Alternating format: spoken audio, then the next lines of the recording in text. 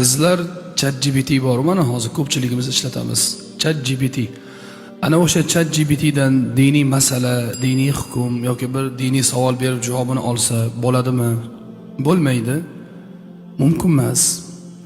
Payg'ambar sollallohu alayhi vasallam inna haza dina ilm fanzuru amman ta'khuzuna dinakum deganlar. Albatta bu din ilm, sizlar ana o'sha ilmni kimdan olayotganinglarga qaranglar deganlar.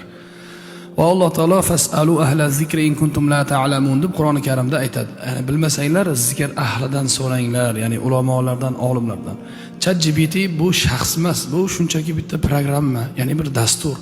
Adashishi mumkin, xato qilishi mumkin va xato qilyapti ham. Bir kun bir masalani aytishdi, o'sha ChatGPTdan qidiruvdik, shunaqa chiqdi dedi. Shu ChatGPTdan qidirgan masalani menga tashlab berdi. Shu kitoblari, bitta kitob Fatvo olamgiriya, Fatvo hindiya degan kitob bor.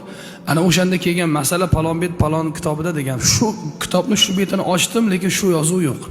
Yolg'on. Aldab qo'yadi. Ishonib qo'ymanglar. ChatGPTdan diniy masala olmanglar.